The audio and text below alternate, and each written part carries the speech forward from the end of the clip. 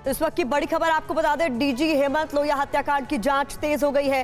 DGP Dilbag Singh भी मौके पर पहुंच चुके हैं। जम्मू कश्मीर चीफ सेक्रेटरी अरुण कुमार मेहता भी मौका वारदात पर पहुंचे हैं।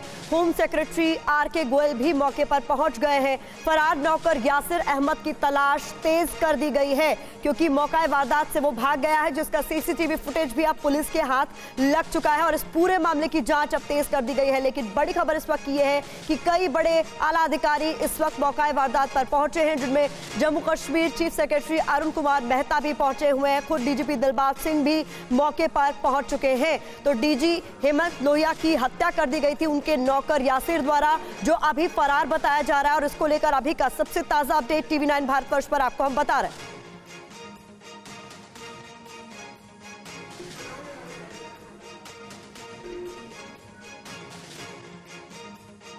और अंकित भट्ट हमारे साथ फोन लाइन पर जुड़ गए हैं, उनसे बातचीत करते हैं। अंकित, क्या जानकारी और आला अधिकारी जो हैं वो मौके पर इस वक्त पहुंचे हैं? एक ऐसा सनसनीखेज मामला जिसमें टीआरएफ दावा कर रहा है कि उसने हत्या की है और नौकर इस बीच फरार है। क्या कुछ जानकारी पुलिस को मिल रही है? जम्मू कश्मीर पुलिस के टॉप दिलबाग सिंह जो है वो मौका वारदात पर पहुंचे हैं। कई सीनियर ऑफिसर जो है वो मौका वारदात पर पहुंचे हैं।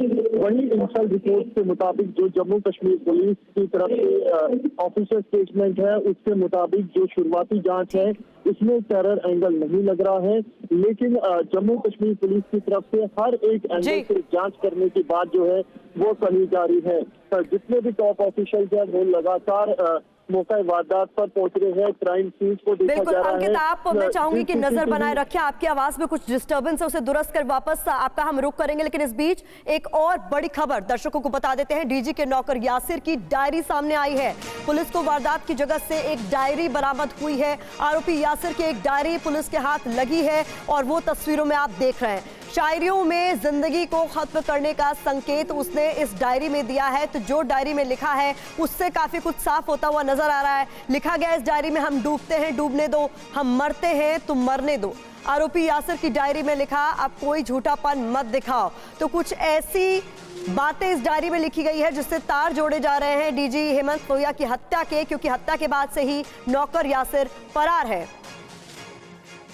और आइए आपको ये डायरियों के जो डायरी मिली है उसके पन्ने दिखाते हैं। और इसमें इसमें लिखा है कि लोग दिखावा करते हैं और इस तरह की बातें लिखी हैं। ये जो यासिर है, उसने जो नौकर फरार है, उसकी डायरी है।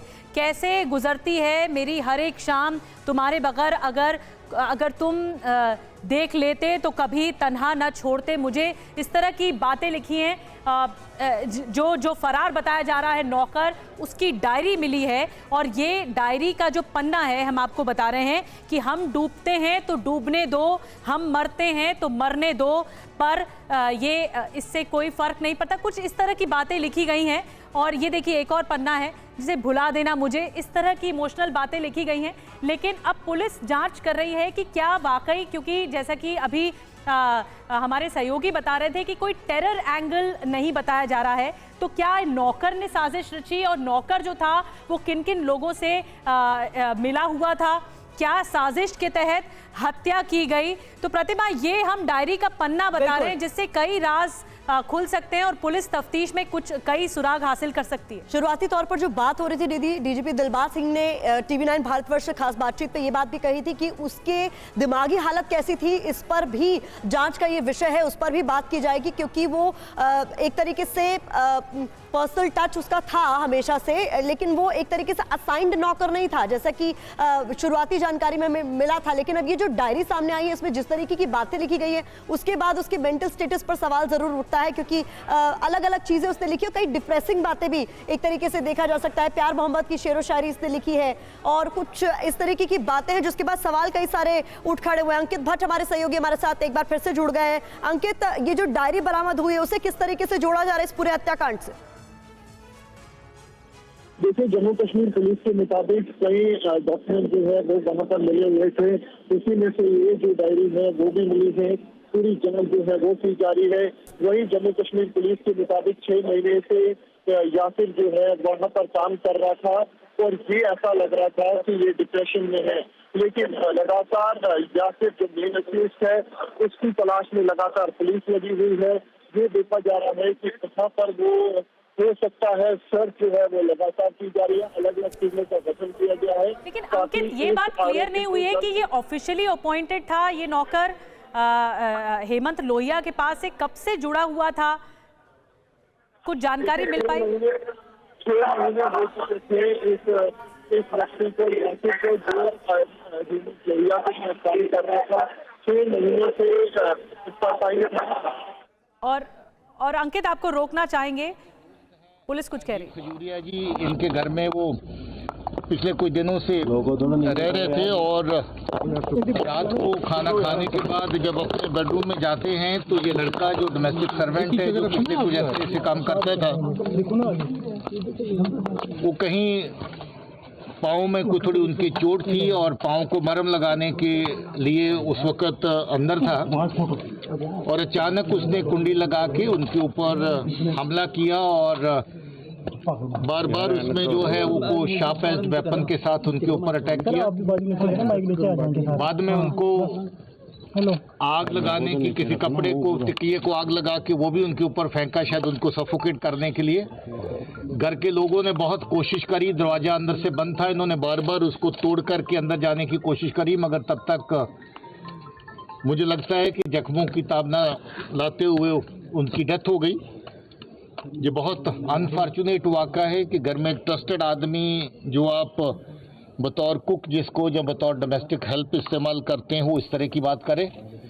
कुछ रेलेवेंट क्लूज ऐसे मिले हैं जिससे लगता है कि उसका स्टेट ऑफ माइंड जो थोड़ा सा काफ़ी डिफरेंट था और पुरानी उनकी हिस्ट्री में भी थोड़ा पता चल रहा है कि काफ़ी एग्रेसिव नेचर का वो आदमी था।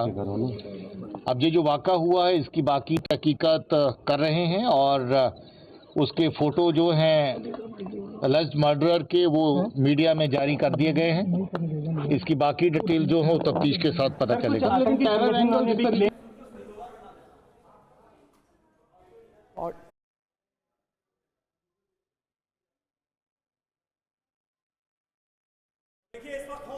आर.के. गोयल भी मौके पर पहुंचे हैं और डीजीपी दिलबाग सिंह को हम सुन रहे थे। जम्मू कश्मीर के डीजीपी दिलबाग सिंह का बयान सामने आया है और थोड़ी देर पहले जो हमने टीआरएफ का लेटर आपको दिखाया था, कहीं ना कहीं वो आशंकाएं जो हैं वो खारिज होती हुई फिलहाल शुरुआती तफ्तीश में नजर आ रही हैं। और मेंटली स्टेबल नहीं था ये नौकर, ये डोमेस्टिक हेल्प यासिर जिसका नाम बताया जा रहा है। फिलहाल जांच जारी है और मुमकिन है आने वाले वक्त में थोड़ी देर में ही तस्वीर और साफ होगी। लेकिन जो डायरी सामने आई है वो अपने आप में कई सवालों के जवाब देती हुई नजर आ रही है। यासिर जिसके ऊपर हत्या का शक है, जो मुख्य आरोपी बताया जा रहा है, जो कि फिलहाल फरार है, उसकी एक डायरी डीजी प्रिजन के घर से ही बरामद हुई है और इसमें तमाम तरह की शेरो शायरी करता हुआ यासिर नजर आ रहा है।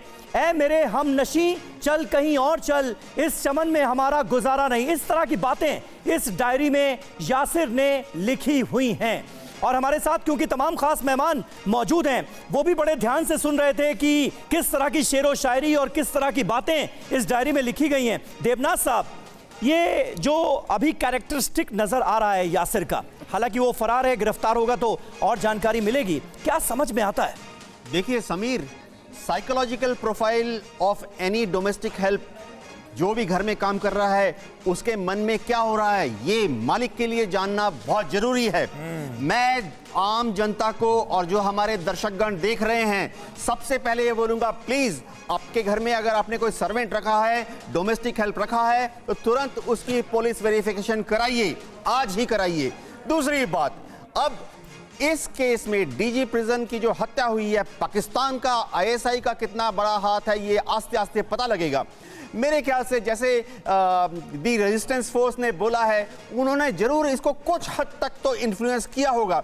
देखिए मैं भी थोड़ा बहुत इसे कहा यह जा रहा है कि मौके का फायदा उठाने की कोशिश भी टेरर आउटफिट कर सकता है, इसलिए अभी उस पर कॉन्फर्मेशन बिल्कुल नहीं हुई है। एजेंसियां जांच कर रही हैं कि लेटर में जो बातें टीआरएफ के कही गई हैं उसमें कितनी सच्चाई है। लेकिन चतुर्वेदी जी, एक सवाल जो जहन में उठता है वो ये कि डोमेस्टिक हेल्प को ऐसे ही रख लिया गया, किसी सिविलियन को रख लिया गया, डीजी प्रिजन लेवल का अधिकारी, और 6 महीने से यासिर नाम का ये शख्स जो रामबन का रहने वाला बताया जा रहा है वो उनके यहाँ काम कर रहा था। ये चौंकाने वाला आपको नहीं लगता? सिक्योरिटी में कितना बड़ा लैप्स है ये? बहुत आश्चर्यजनक बात है कि इस लेवल पे एक आदमी को डोमेस्टिक हेल्प के लिए रखते हैं और उसकी पूरी जानकारी नहीं करते। या दिल्ली में भी हम लोग पुलिस वेरिफिकेशन कराते हैं, राइट। इस तरह की चीज़ें वहाँ भी होंगी। लेकिन मुझे, जैसा कि अभी आपने कहा कि जो टाइमिंग्स है, जिस समय ये हुआ है जब हमारे होम मिनिस्टर JNK में पहुंचे हैं, एक ये चीज़ जरूर समझ में आती है कि ये हो सकता है कि सोची समझी रणनीति हो, क्योंकि अदरवाइज ऐसे समय में इस तरह की घटना होना कोइंसिडेंस पॉसिबिलिटी है, लेकिन मुझे नहीं समझता। मैं ये समझता हूँ कि इसको जरूर किसी ने अंजाम दिया है, सोच समझ के दिया है, कुछ संदेश देने के लिए दिया है कि जम्मू एंड कश्मीर में सब कुछ ठीक नहीं है। एक बात मैं बताना चाहता हूँ समीर जी, कि मैं जुलाई में इस बार कश्मीर में था, श्रीनगर में था, गंदरबल में था जो कि हॉट बेड है, अनंतनाग में था, खानावल में था, शेरशाली, पंपोर, ये सब एरिया में था। मैं समझता हूँ कि हालात बहुत बदले हैं।